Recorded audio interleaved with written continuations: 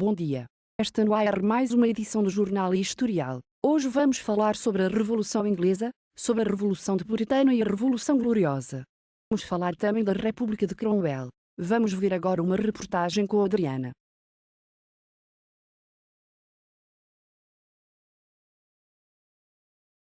Nos anos de 1600, a Inglaterra apresentava-se como um país em desenvolvimento e expansão.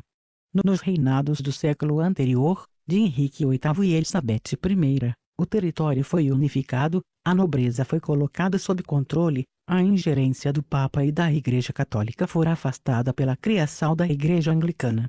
Desse modo, os britânicos já disputavam com os espanhóis os domínios coloniais na América Central e no Caribe. Elizabeth I não deixou descendentes, por isso subiu ao trono em 1603 Jaime I, que pretendia ter o poder absoluto sobre a Inglaterra, de acordo com a Carta Magna de 1215. No entanto, o rei podia convocá-lo somente quando julgasse necessário e, assim, exercia o poder de fato. Justificativa de exercer o poder baseava-se na teoria divina do poder real, na qual o soberano era entendido como um representante de Deus. Na época, a Igreja Anglicana da Inglaterra aceitou.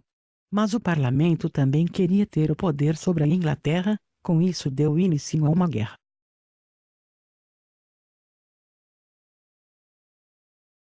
A guerra entre o rei e o parlamento começou. Em 1625 Jaime I foi sucedido por seu filho Carlos I que, com a Inglaterra envolvida em guerras externas, viu-se forçado a convocar um parlamento que já lhe era de antemão hostil. Este, em troca de apoio, exigiu o controle da política financeira, o comando do exército, bem como a regularidade na convocação do parlamento. Em retaliação, o rei dissolveu o parlamento e passou a governar com o apoio da Câmara Estrelada, que era feita por nobres de sua confiança. Além disso, reprimiu os opositores, para submeter a todos, promovendo uma união religiosa. Procurou impor o anglicanismo também à Escócia. Os escoceses se rebelaram e invadiram o norte da Inglaterra.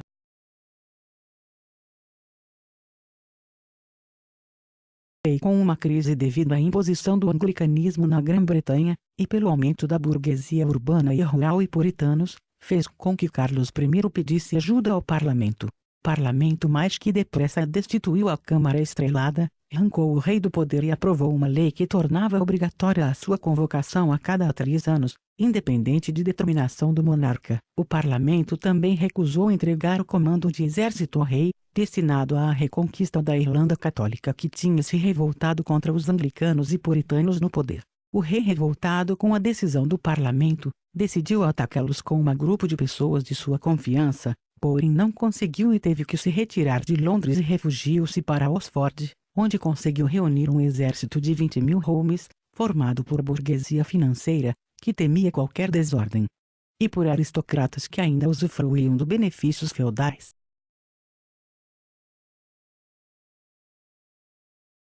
E com seu novo exército começou uma guerra civil que iria durar de 1642 até 1645. No parlamento surgiu um líder político e militar que se destacaria na história da Grã-Bretanha, Oliver Cromwell. Originário dos grupos de produtores reais progressistas, puritano, homem de personalidade forte e carismática, Cromwell organizou o exército do parlamento segundo um novo modelo.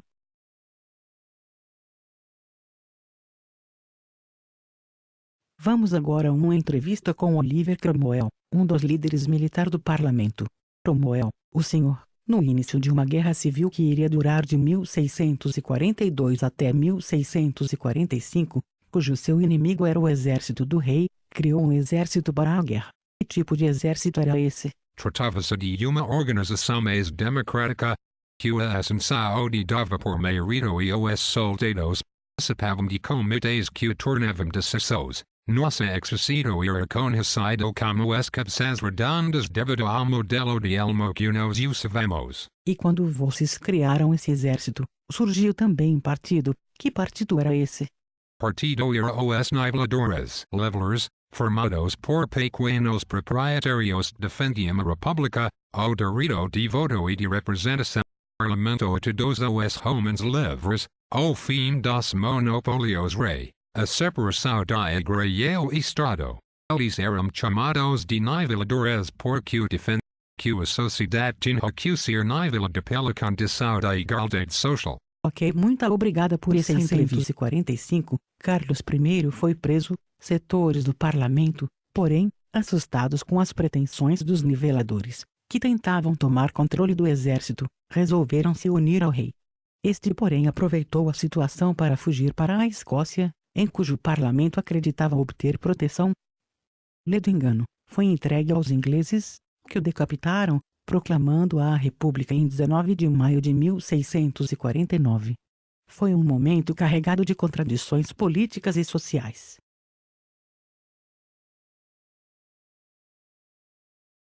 A República na Inglaterra esteve longe de ser democrática. Apoiado pelo exército, Cromwell se impôs sobre o Conselho de Estado e o Parlamento, não entendeu as pretensões dos niveladores e os derrotou. Em 1653, sob o título de Lorde Protetor, transformou-se em ditador vitalício e hereditário. Sob a ditadura cromwelliana, as terras dos partidários do rei e da Igreja Anglicana foram confiscadas e vendidas aos produtores rurais. Legalizou-se a propriedade absoluta da terra e o cercamento dos campos para produzir para o mercado. O liberalismo econômico entrava em vigor na prática. Enfim, as antigas estruturas feudais de posse da terra e a servidão eram colocadas em xeque. Ao mesmo tempo, Cromwell deu impulso ao desenvolvimento comercial e marítimo da Inglaterra, manteve a conquista na Irlanda e da Escócia e ampliou o império colonial inglês nas Américas, conquistando praticamente a hegemonia inglesa sobre os mares. No entanto, após a morte de Cromwell, em 1658, seu filho não conseguiu se manter à frente do governo, pois não dispunha da mesma autoridade sobre o exército.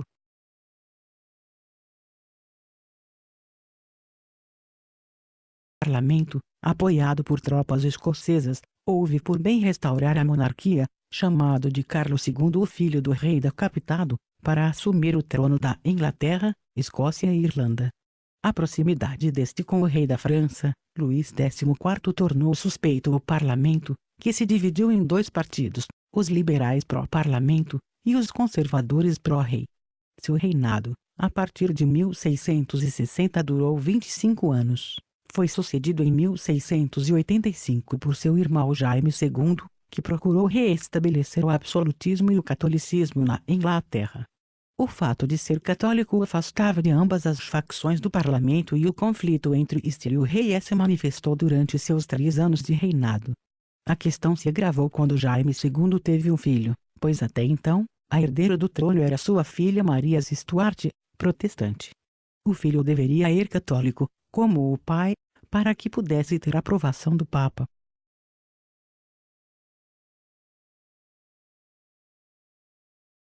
Então, passou a conspirar para depô-lo. Em seu lugar assumiria o trono sua filha Maria, casada com Guilherme Orange, rei dos Países Baixos, que desembarcou com suas tropas no país em 1688. Em que pese pequenos combates, o movimento foi essencialmente pacífico, passando à história com o nome da Revolução Gloriosa, ou Revolução Sem Sangue. Jaime II fugiu para a França. O parlamento proclamou Guilherme e Maria, rei e rainha, respectivamente, embora aceitando uma declaração de direito segundo a qual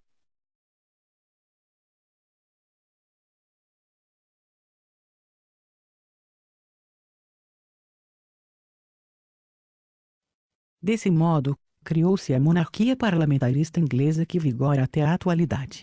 O predomínio dos produtores rurais e da burguesia urbana e mercantil no parlamento criou as condições necessárias para o avanço do capitalismo e o advento da industrialização no século seguinte.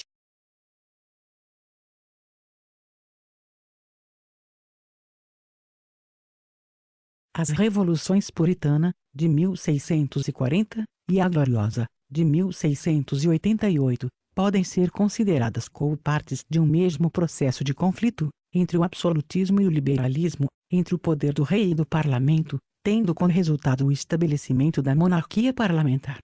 Nesse sentido, os historiadores tendem a considerá-la como um fenômeno único, a Revolução Inglesa.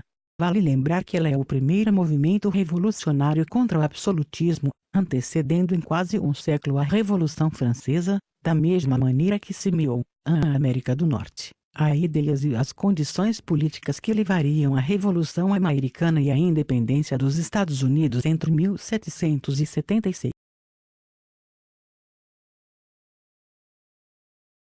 Obrigada pela reportagem, Adriana. Por hoje é só, pessoal. Até a próxima, e tenham um bom dia.